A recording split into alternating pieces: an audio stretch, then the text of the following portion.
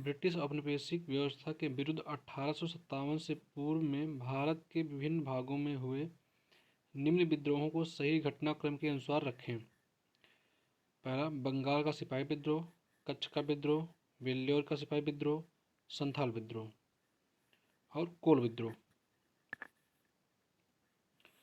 इनमें से हमें सबको उनके घटनाक्रम के अनुसार अरेंज करना है। पहला, बंगाल का सिपाही विद्रोह। तो बंगाल का सिपाही विद्रोह 1764 में हुआ था, बक्सर की लड़ाई के समय। ये है 1764 में।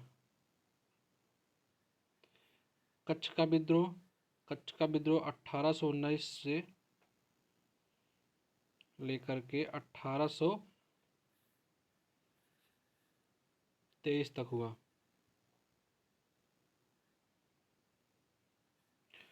वेल्लोर का सिपाही विद्रोह। वेल्लोर का सिपाही विद्रोह 1806 में हुआ।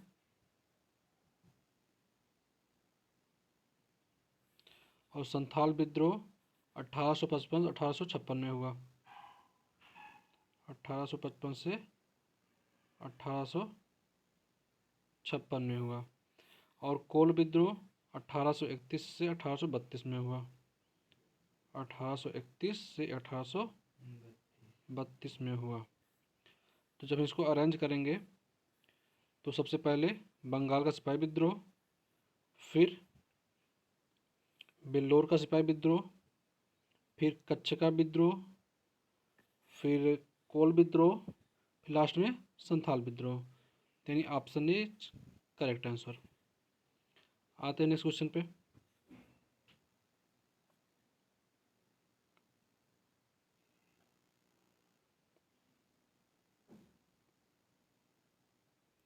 समाचार पत्र और उनके संस्थापकों को मिलाना है। दैनिक आज, the leader, the national Herald, the Pioneer. तो द नेशनल हेराल्ड के हम सबको पता है कि इसके जो संस्थापक थे जवाहरलाल नेहरू जी थे। दैनिक आज के जो संपादक संस्थापक थे वे थे शिव प्रसाद गुप्त। तो ए का 4। द लीडर, द लीडर के जो संस्थापक थे वे थे मदन मोहन मालवीय। और द पायनियर के संस्थापक जॉर्ज एलन। तो ए का 4, बी का 3rd, सी का 2nd, डी का 1st। Option is correct answer. अब आते हैं नेक्स्ट क्वेश्चन पे। भारत के स्वतंत्रता आंदोलन के इतिहास में निम्नांकित घटनाओं पर विचार कीजिए तथा अंत में दिए गए कूट में से उनका सही कालानुक्रम चुनिए। तो इनमें कुछ घटनाएं दी गई हैं स्वतंत्रता आंदोलन से लेकर के, जिनको उनके कालानुक्रम के अनुसार उनको अरेंज करना है। तो स्वदेशी आंदोलन, सबको पता स्वदेशी आंदोलन कब हुआ था। स्वदेशी आंदोलन जो है जो बंगाल के विभाजन के बाद हुआ था, तो वह है 1905 में होता है। होम रूल आंदोलन, 1916 में होता है, जिसको श्रीमती एनी बेसेंट और बाल गंगाधर तिलक द्वारा शुरुआत किया जाता है। असहयोग आंदोलन जो है या 1920 से लेकर के 1922 तक, यानी 1922 में जब चौरी चौरा का कांड होता है तो उसके बाद गांधी जी असहयोग आंदोलन को वापस ले लेते हैं। अब आता है सबने अवज्ञा आंदोलन। सबने अवज्ञा आंदोलन जो है 1930 से लेकर के 1932 तक के आसपास चलता है। तो इस तरह से इनका टाइम पीरियड है। तो सबसे पहले जो है स्वदेशी आंदोलन, फिर होम रूल आंदोलन, फिर असहयोग आंदोलन, फिर सबने अवज्ञा आंदोलन। यानी पहला, दूसरा, तीसरा, चौथा सब अरेंज में है। तो पहला ऑप्शन सही हो जाएगा। Option is correct answer. आते नेक्स्ट क्वेश्चन पे। निम्नलिखित युग्मों में से कौन सा एक सही युग्म नहीं है। संपादक दिए गए हैं और उसके अखबार, पुस्तिका, पत्रिका दिए गए हैं। तो इनमें से हमको देखना है कौन सुमेलित नहीं है। अरविंदो घोष, बिल्कुल सही, इन्होंने वंदे मातरम नामक पत्रिका निकाली थी। गोपाल कृष्ण गोखले, सत्याग्रह। एनी बेसेंट, न्यू इंडिया, बिल्कुल सही है। महात्मा गांधी, यंग इंडिया, ये भी बिल्कुल सही है। हम आते गोपाल कृष्ण गोखले, ये सत्याग्रह नहीं था, सत्याग्रह को जो है महात्मा गांधी जी ने लिखा हुआ था। तो यहाँ पे ऑप्शन बी सुमेलित नहीं है।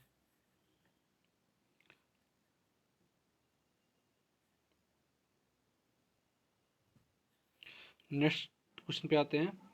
नेताजी सुभाष चंद्र बोस का जन्म किस नगर में हुआ था, वह है। तो नेताजी सुभाष चंद्र बोस का जन्म उड़ीसा के कटक में हुआ था और 23 जनवरी 1897 के आसपास हुआ था। तो नेताजी सुभाष चंद्र बोस का जन्म जो है कटक में हुआ था और 23 जनवरी को ही हम नेताजी सुभाष चंद्र बोस के जन्म दिवस को हम पराक्रम दिवस के रूप में मनाते हैं। नेक्स्ट क्वेश्चन, महात्मा गांधी के राजनीतिक जीवन की निम्नलिखित घटनाओं का कालक्रम क्या है। तो हम देखते हैं कि महात्मा गांधी की जी के राजनीतिक जीवन की जो कुछ घटनाएं हैं उनका कालक्रम क्या है। पहला चंपारण, फिर अहमदाबाद मिल हड़ताल, फिर खेड़ा आंदोलन, फिर असहयोग आंदोलन।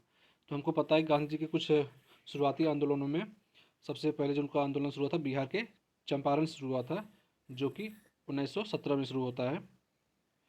तो 1917 में चंपारण होता है। फिर 1918 फरवरी में 1918 फरवरी में अहमदाबाद मिल हड़ताल होता है और 1918 में ही लेकिन मार्च में खेड़ा आंदोलन होता है और असहयोग आंदोलन जो है 1920 में होता है। तो महात्मा गांधी जी के राजनीतिक जीवन की कुछ घटनाओं में इनको हम अगर अरेंज करेंगे तो सबसे पहले चंपारण आंदोलन, फिर अहमदाबाद मिल हड़ताल, फिर खेड़ा आंदोलन, फिर असहयोग आंदोलन। तो यानी 1 2 3 4 अरेंज हुए हैं। तो सेकंड आंसर करेक्ट आंसर। आते हैं नेक्स्ट क्वेश्चन पे।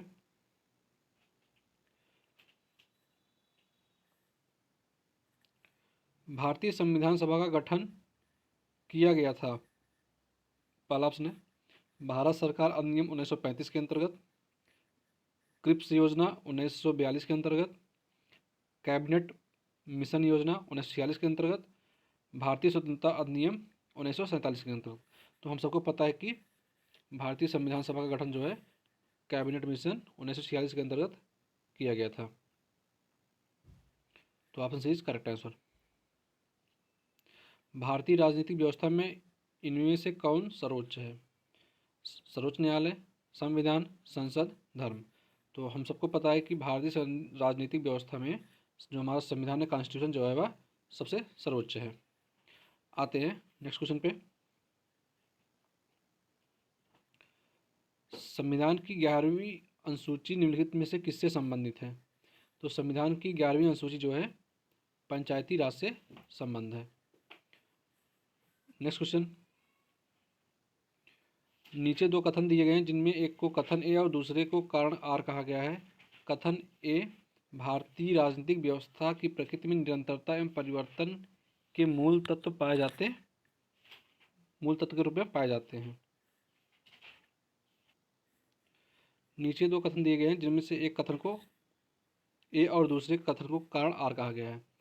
भारतीय राजनीतिक कथन जो दिया गया है, भारतीय राजनीतिक व्यवस्था की प्रकृति में निरंतरता एवं परिवर्तन के तत्व मूर्त रूप में पाए जाते हैं। बिल्कुल सही है।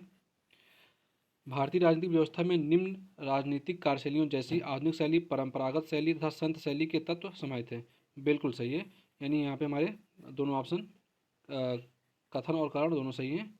यहाँ पे ऑप्शन करेक्ट आंसर हो जाएगा। नेक्स्ट क्वेश्चन देखते हैं। भारतीय संविधान के किस अनुच्छेद के अंतर्गत अखिल भारतीय सेवाओं का प्रावधान किया गया है।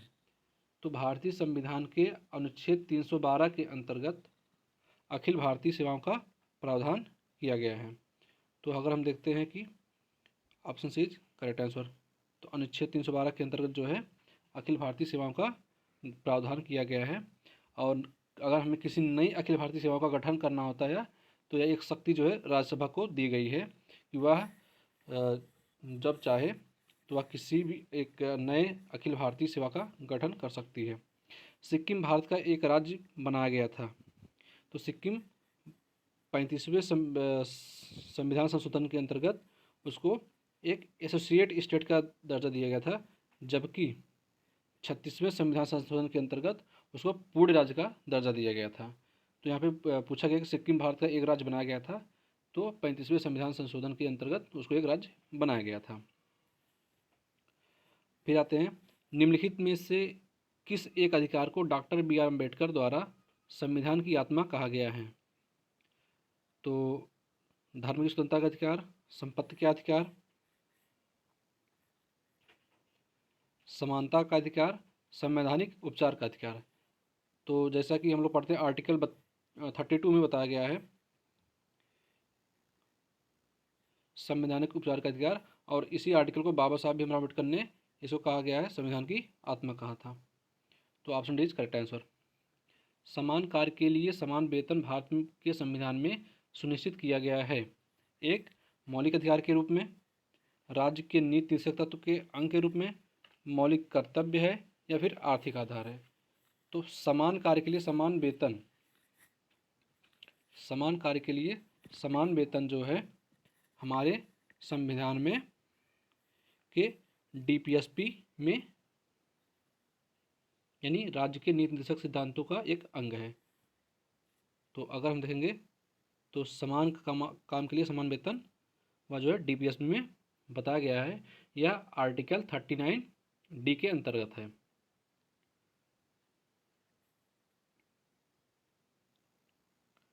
नेक्स्ट क्वेश्चन, निम्नलिखित में से किनकी नियुक्ति भारत के राष्ट्रपति द्वारा की जाती है?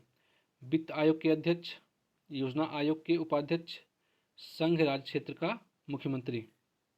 तो इनमें से किनकी नियुक्ति जो है राष्ट्रपति द्वारा की जाती है? तो वित्त आयोग के अध्यक्ष की नियुक्ति जो है राष्ट्रपति द्वारा की जाती है। संघ राज्य क्षेत्रों का मुख्यमंत्री, इनकी भी नियुक्ति जो है राष्ट्रपति द्वारा की जाती है, जबकि योजना आयोग के उपाध्यक्ष की नियुक्ति जो है वह प्रधानमंत्री के द्वारा की जाती है।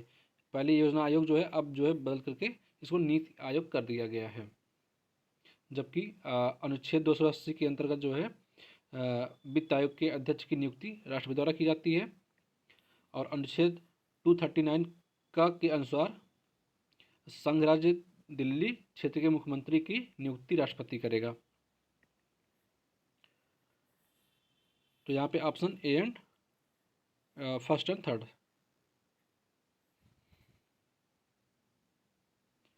आते हैं नेक्स्ट क्वेश्चन पे, भारत संघ में मंत्रिपरिषद संयुक्त रूप से लोकसभा और राज्यसभा दोनों के प्रति उत्तरदायी है। कारण आर, लोकसभा और राज्यसभा दोनों के सदस्य संघीय सरकार में मंत्री बनने के लिए पात्रता रखते हैं। तो यहाँ पे अगर हम देखते हैं तो यहाँ पे कारण तो सही है, यानी चाहे वो कोई सदस्य संसद का सदस्य, चाहे वो राज्यसभा का हो या फिर लोकसभा का हो, वह सरकार में मंत्री बनने की पात्रता रखता है। लेकिन भारत संघ में मंत्रिपरिषद संयुक्त रूप से लोकसभा और राज्यसभा के दोनों के उत्तरदायी नहीं होता है, बल्कि मंत्रिपरिषद जो है केवल लोकसभा के प्रति उत्तरदायी होता है, यहाँ पे राज्यसभा के प्रति उत्तरदायी नहीं होता है। इसलिए कथन गलत है, जबकि कारण आर सही है। तो अगर यहाँ पर हम देखेंगे कथन गलत है पर कारण सही है, तो option D is correct answer. आते नेक्स्ट क्वेश्चन पे, लोकसभा के प्रथम अध्यक्ष कौन थे? तो लोकसभा के प्रथम अध्यक्ष जीवी मावलंकर जी थे।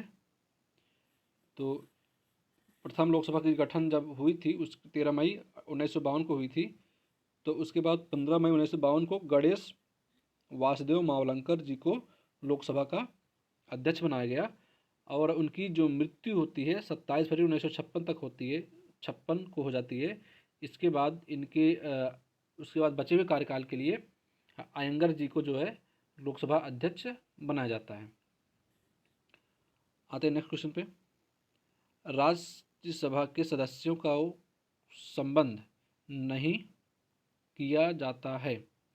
तो ये कुछ जो है संसदीय कमेटी नाम दिया गया है और पूछा गया है कि इसमें से किस कमेटी में राज्यसभा के सदस्य को संबंध नहीं किया जाता है या फिर किसी कमेटी में उनको नहीं रखा जाता है। तो पहला है पब्लिक अकाउंट कमेटी, दूसरा है एस्टीमेट कमेटी, तीसरा है सार्वजनिक उद्यम कमेटी। तो पब्लिक अकाउंट कमेटी को हम बोलते हैं लोक लेखा समिति, और एस्टीमेट कमेटी को हम बोलते हैं जो है प्राक्कलन समिति। तो प्राक्कलन समिति में जो है, जिसको एस्टीमेट कमेटी बोलते हैं, इसमें 30 मेंबर होते हैं, 30 मेंबर होते हैं, और केवल वो जो है लोकसभा से होते हैं। जबकि पब्लिक अकाउंट कमेटी और सार्वजनिक उद्योगों की कमेटी में लोकसभा और राज्यसभा दोनों के मेंबर होते हैं, जिनमें लोकसभा के 15 सदस्य और राज्यसभा के 7 सदस्य होते हैं। तो यहाँ पे पहला और तीसरा सही हो जाएगा। नेक्स्ट क्वेश्चन, भारत के मुख्य चुनाव आयुक्त को नियुक्त किया जाता है। तो भारत के मुख्य चुनाव आयुक्त की नियुक्ति हमारे प्रेसिडेंट के द्वारा नियुक्त की जाती है। तो भारतीय संविधान के अनुच्छेद 324(2) के अनुसार भारत के निर्वाचन आयोग के मुख्य चुनाव आयुक्त तथा अन्य चुनाव आयुक्तों की नियुक्ति संसद द्वारा बनाई गई विधि के अधीन राष्ट्रपति द्वारा की जाती है। तो मुख्य चुनाव आयुक्त की नियुक्ति जो है हमारे राष्ट्रपति द्वारा की जाती है, और यह बात जो है हमारे संविधान के आर्टिकल 324(2) में की गई है। राष्ट्रपति शासन अधिकतम लगाया जा सकता है। तो राष्ट्रपति शासन जो है अधिकतम जो है 3 वर्ष तक लगाया जा सकता है। शुरुआत में जो है 6 माह लगाई जाती है, उसके बाद जो है अधिकतम 3 वर्ष तक लगाई जा सकती है। और संविधान के अनुच्छेद 356 के अधीन राष्ट्रपति शासन की बातें कही गई हैं। भारत में उच्चतम न्यायालय का उद्घाटन किस तिथि में हुआ था? तो भारत में उच्चतम न्यायालय का उद्घाटन जो है 28 जनवरी को होता है। कब होता है? 28 जनवरी 1950 को उद्घाटन होते हैं। जबकि जो है 26 जनवरी को अनुच्छेद 124 के तहत इसकी स्थापना हो जाती है। स्थापना जो है, जब बात होगी स्थापना की, तो 26 जनवरी को, और उद्घाटन की बात होगी तो 28 जनवरी को। और उच्चतम न्यायालय का जो अनुच्छेद है हमारे संविधान में 124 के तहत होती है। आज के लिए बस इतना ही। Thank you.